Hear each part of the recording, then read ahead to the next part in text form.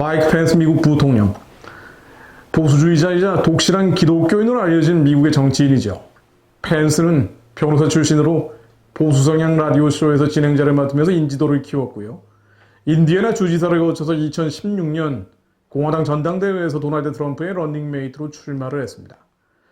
펜스 부통령은 코로나 사태 이후 틈만 나면 미국의 교회를 돌고 있습니다. 이제 다시 미국을 위해 기도합시다 라는 주제로 간증과 설교를 하고 있는데요.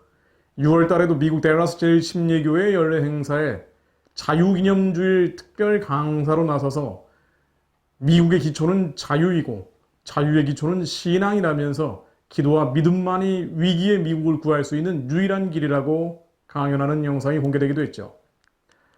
너무나 당연한 말입니다만은 기도와 믿음만이 위기의 미국을 구할 수 있는 유일한 길일 뿐 아니라 위기의 대한민국을 구할 수 있는 유일한 길이기도 합니다.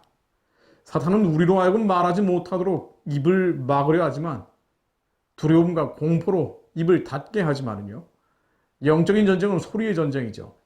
하나님께 우리의 부르짖음이 올라가지 못하도록 방해하고 회방하는 사단의 괴계가 무너질 때 하나님은 역사하십니다. 마이크 펜스는 미국의 혼돈과 혼란, 무질서를 끊는 길이 잠잠치 않고 믿음으로 기도하는 것임을 고백하고 있습니다.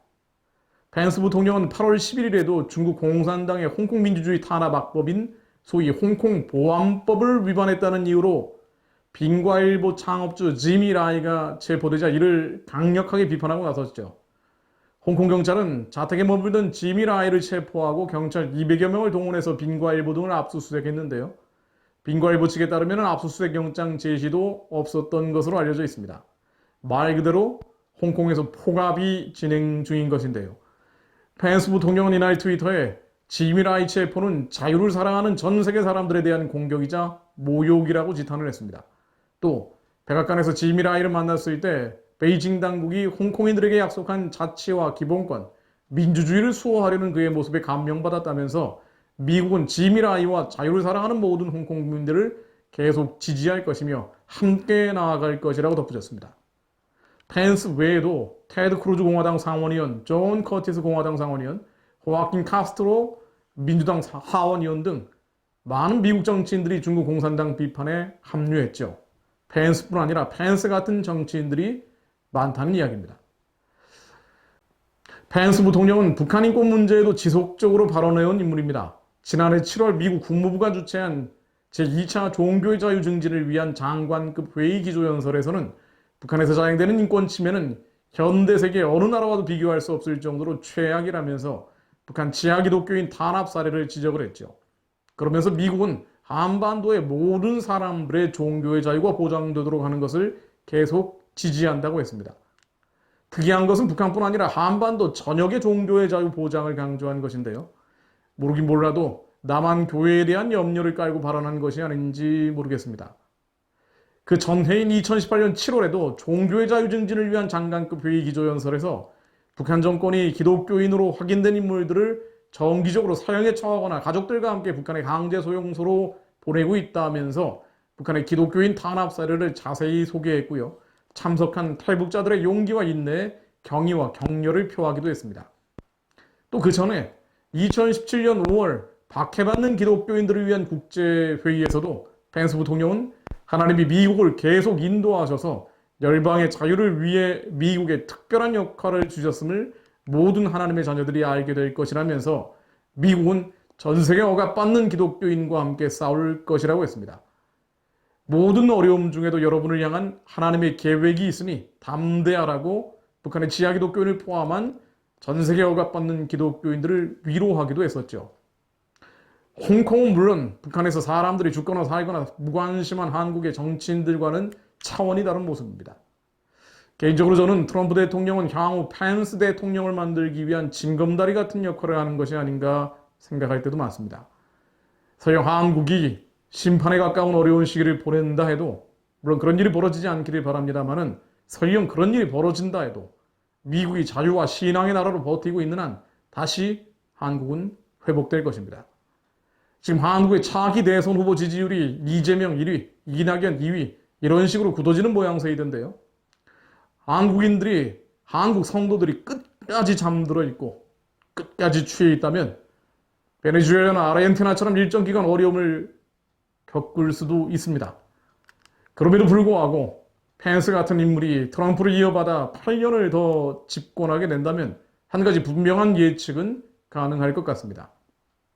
첫 번째, 북한의 주체사상 정권은 무너질 것입니다. 두 번째, 중국의 공산주의 정권도 결국은 무너질 것입니다. 세 번째, 한반도를 메우던 사회주의의 먹구름도 떠나갈 것입니다. 네 번째, 대륙과 초원을 향한 선교의 길은 열리게 될 것입니다. 11월 미국 대선에 하나님이 역사하시기를 기도하지 않을 수 없는 이유가 바로 여기 있습니다. 트럼프의 개인적인 단점과 성격적인 문제점이 있건 없건 그것과는 상관없이 큰 그림이 어떻게 흘러가는지 우리가 들여다보지 않을 수 없는 이유가 바로 또 여기에 있죠. 또한 대한민국의 펜스와 같은 분명한 신앙적 정체성을 갖춘 인물들이 지도자로 나올 수 있기를 기도해야 합니다. 지금껏 나오지 않은 이유는 분명합니다. 사실은 교회가 원치 않았기 때문입니다. 세상 문제를 분명한 신앙적 정체성을 가지고 바라보는 사람들, 교회에서 뭐라고 부릅니까?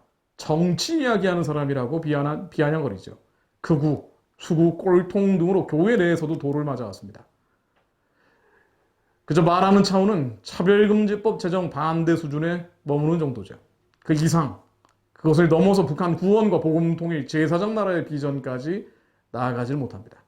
교회의 인식이 그만큼 짧다는 것이고요. 목사님들의 인식이, 성도님들의 인식이 아직까지는 그런 수준을 벗어나지 못하고 있기 때문입니다. 그렇게 되는 한 펜스 같은 정치인, 이승만 같은 정객은 한국에서 나올 수 없습니다. 그러므로 기도합니다. 먼저 교회가 바뀌어야 합니다. 먼저 성도들이 바뀌고 목회자들이 바뀌어야 합니다. 그들의 인식이 이 세대에 고착되는 것이 아니라 조잡한 선동 언론을 따라가는 것이 아니라 하나님의 마음이 어디에 있는지 마음을 새롭게 함으로 변화를 받기를 기도합니다. 로마서 12장 2절로 너희는 이 세대를 본받지 말고 오직 마음을 새롭게 함으로 변화를 받아 하나님의 선하시고 기뻐하시고 온전하신 뜻이 무엇인지 분별하도록 하라.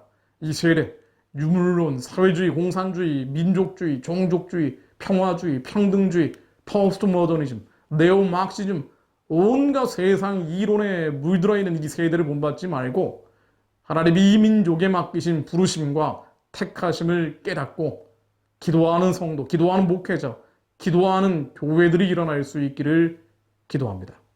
하나님 아버지, 이 민족에 다시 한번 기회를 허락해 주시고 취하고 잠들어 있는, 영적으로 죽어 있는 이 세상에 따라가지 않고 마음을 새롭게 함으로 변화를 받아 하나님의 선하시고 기쁘시고 온전하신 뜻이 무엇인지 차별금지법 제정 반대에서 머무는 것이 아니라 북한의 구원과 해방, 복음으로 통일된 선교하는 제4장 나라의 꿈을 향해 달려나갈 수 있도록 그런 비전을 담대히 품고 선포하는 한국의 교회와 목회자들과 성도들이 일어날 수 있도록 그 가운데서 펜스와 같은 정치인, 이승만 같은 정객들도 일어날 수 있도록 하나님께서 은혜를 내려 주옵소서.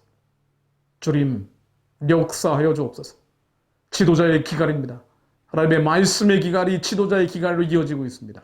말씀이 흥황하는 나라가 되게 하시고 그 가운데 하나님의 마음을 품은 지도자들이 이 나라 위에 다시 한번 구름처럼 일어나게 하옵소서. 예수 그리스도 이름으로 기도했습니다. 아멘.